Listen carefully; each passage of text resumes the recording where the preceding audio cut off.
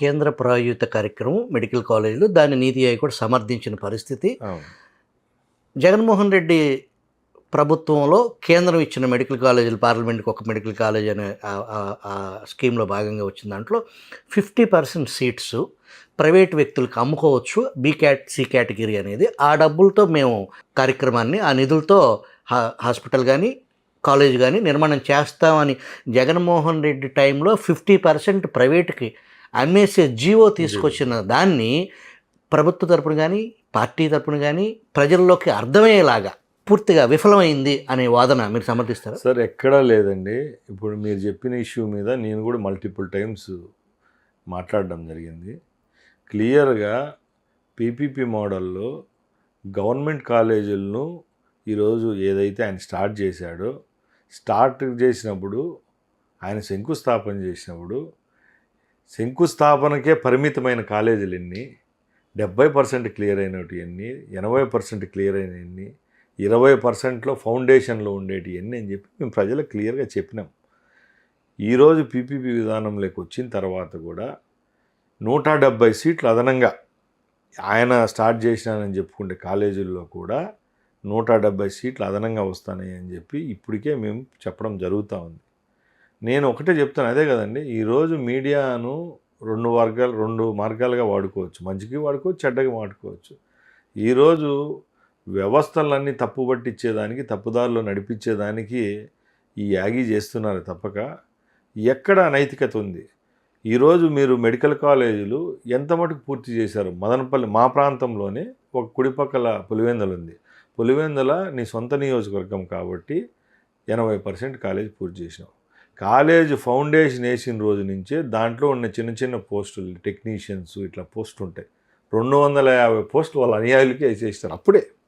అంటే నువ్వు నీ మెహర్బానీ కోసం, నీ యొక్క మనుషుల యొక్క లైవ్లీహుడ్ కోసం కాలేజీ పెట్టినావు తప్పక ప్రజలకు, పేద ప్రజలకు సేవ చేయాలని ఎక్కడా లేదు. మదనపల్లిలో అయితే మీరు పోయి ఒకసారి పరీక్షించండి.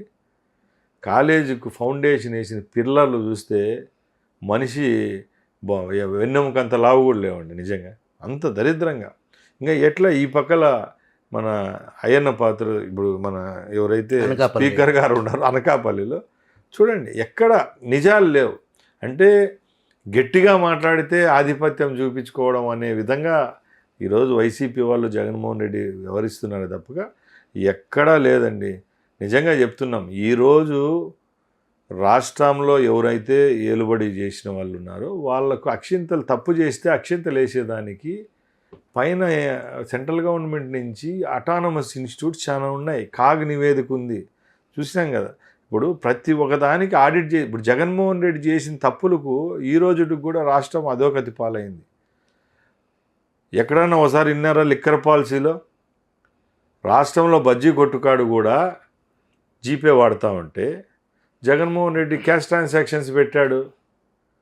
అలాగే రేపు 10 సంవత్సరాలు నేను ఇంత మందు తాగిస్తానని చెప్పి దాని మీద లోన్ తీసుకొచ్చినాడు. భవిష్యత్తుగా అంతే చెప్తున్నా. ఆయన చేసింది అవి లేనిపోని అబద్ధాలు, అక్కలు చెల్లెళ్ళు అంటాడు. ఆయన టైంలో కల్తీ మద్యం వల్ల ఎన్ని వేల మంది చనిపోయినారు.